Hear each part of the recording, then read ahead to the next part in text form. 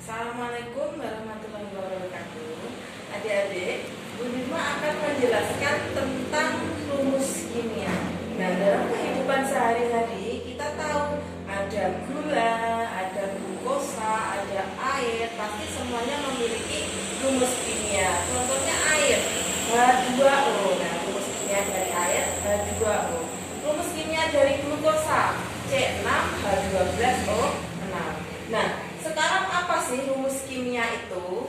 Rumus kimia itu adalah rumus yang menyatakan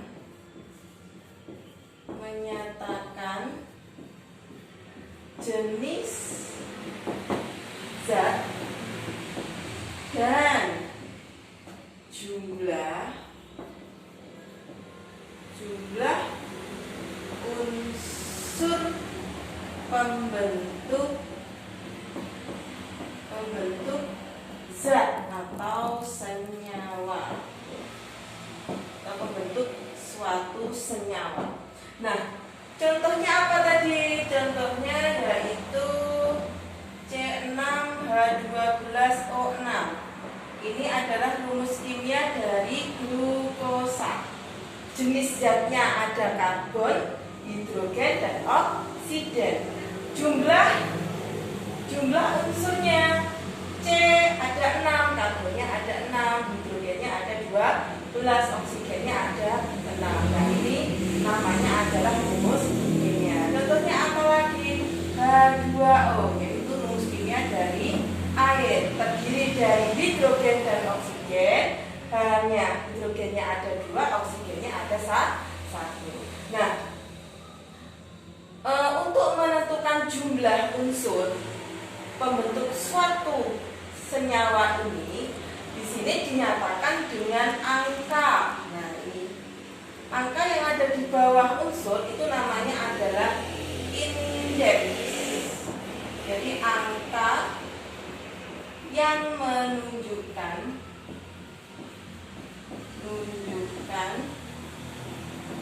jumlah unsurnya. Lihat adik. Nah, rumus kimia itu sendiri. Jadi rumus kimia itu dibedakan menjadi 2. Ada rumus empiris. Nah, dan ada rumus molekul. Nah, sekarang kita bahas rumus empiris. Apa itu rumus empiris? Rumus empiris itu adalah rumus yang menyatakan perbandingan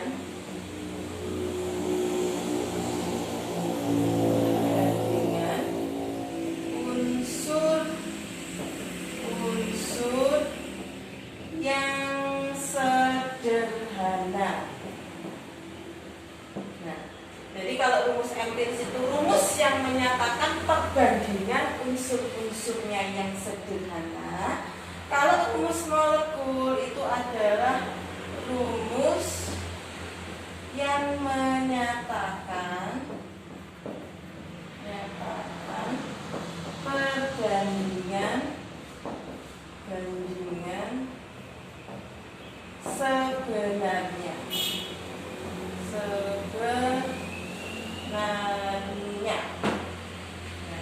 Ya, atau rumus sebenarnya, itu namanya rumus molekul. Nah, contohnya sekarang apa? Contoh saya ambil yang C6H12O6 tadi ya. Jadi contohnya adalah glukosa. Glukosa itu rumus molekulnya adalah C6H12O6. Nah, ini rumus sebenarnya itu C6H12O6. Nah, ini masih bisa disederhanakan kan adik-adik? Jadi yang disederhanakan itu adalah indeksnya. Jadi angka yang di sini 6, 12 sama 6 ini masih bisa disederhanakan. Jadi 6 dibagi 6 berapa? Jadi 1 kan? H 12 dibagi 6 jadi 2, O-nya jadi 1. Nah, maka itu glukosa rumus sebenarnya itu adalah C6H12O6. Itu masih bisa dibuat menjadi perbandingan yang sederhana yang dinamakan dengan rumus empiris menjadi CH2O ya. Jadi rumus molekulnya C6H12O6, rumus empirisnya adalah CH2O. Nah, ini adalah rumus sederhana. Contohnya lagi apa? Contohnya lagi adalah benzena. Benzena itu adalah C6H6. Nah, jadi benzena itu C6H6. Rumus empirisnya apa? Supaya sederhana, 6 di sini bisa dibagi menjadi 6 kan adik-adik? Berarti bagi 6 dibagi 6 menjadi CH, C1H1. Jadi rumus empiris dari benzena adalah CH. Kemudian contohnya lagi apa? Propena. Propena itu adalah C3H6. Ini masih bisa disederhanakan menjadi rumus yang paling sederhana, yaitu C bagi 3, ini bagi 3 ada 2, berarti CH2. Itu ya adik-adik ya. Propena rumus molekulnya adalah C3H6, rumus empiris atau rumus sederhananya adalah CH2. Kemudian contohnya lagi adalah etuna. Etuna itu adalah C2H2. Nah, rumus empirisnya apa atau rumus sederhananya? Ini bisa dibagi menjadi 2, yaitu C1 sama H1, atau bisa menjadi apa? CH ya, menjadi CH saja. Kemudian contohnya lagi adalah asam oksalat. Asam oksalat. Ini adalah C2H4O, C2H2O4 ya. Jadi C2H2O4 itu namanya adalah asam oksalat. Itu bisa disederhanakan menjadi CHO2. Nah, ini contoh-contoh dari rumus molekul sama rumus empiris. Nah, perlu diketahui adik-adik, rumus molekul ini harus dirinya sendiri, jadi tidak boleh ada yang sama. Tapi kalau rumus empiris, contohnya benzena sama etuna, rumus empirisnya sama ya. Jadi rumus empiris itu boleh sama, tapi kalau rumus molekul itu rumus dirinya sendiri, jadi tidak boleh ada yang meniru. Meskipun kembar tapi tak sama, gitu ya adik-adik ya, kalau rumus molekul. Kemudian cara menentukan rumus molekul sama rumus empiris.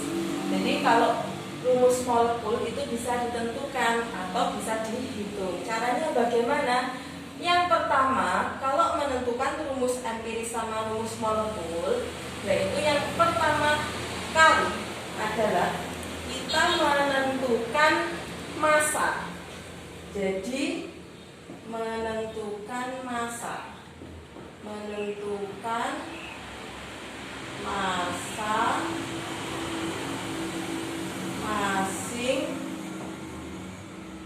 masing-masing unsur.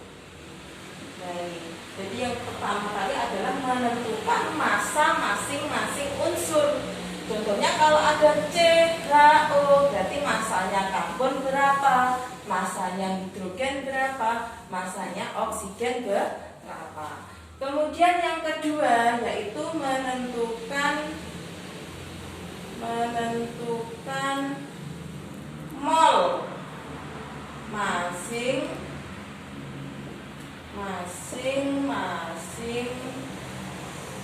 unsur. Jadi menentukan mol masing-masing unsur. Nah, setelah menentukan mol, jadi kan ingat ya aja ya, kalau mol itu adalah massa dibagi AR. Masih ingat ya di pembelajaran konsep mol. Jadi mol itu rumusnya adalah massa dibagi AR. Ini harus ingat adik-adik. Nah, mol itu massa dibagi AR. Kemudian setelah menentukan mol adalah menentukan bandingan terkecil dari mol unsur.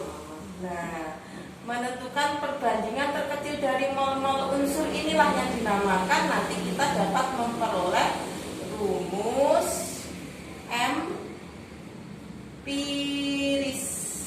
Nah, jadi kalau kita sudah menentukan perbandingan mol terkecil dari masing-masing unsur, kita nanti bisa menentukan rumus empirisnya. Kemudian yang keempat, menentukan rumus molekulnya bagaimana? Yang keempat yaitu massa rumus empiris dikalikan N itu sama dengan masanya rumus molekul. Jadi tak singkat ini ya. Massa molekul relatifnya rumus empiris dikali N. N-nya ini adalah faktor pengali. Itu sama dengan massa molekul rumusnya rumus molekul. Jadi sama dengan MR-nya rumus molekul. Nah, kalau kita sudah bisa menentukan mencari N. Nah, mencari N ini nanti yang kelima, MR-nya RE atau rumus empirisnya. Jadi rumus empirisnya dikalikan N. Nah, nanti ini jadilah rumus molekul. Jadi kita harus menentukan atau mencari faktor pengalinya dulu. Ya, kalau ditanyakan rumus molekul. Kalau yang ditanyakan rumus empiris, jadi ke langkah sampai nomor 3 ini guys, padat atau terhenti. Kalau yang ditanyakan rumus molekulnya harus mencari faktor pengali. Itu ya adik-adik. Kita lanjut ke contoh soal.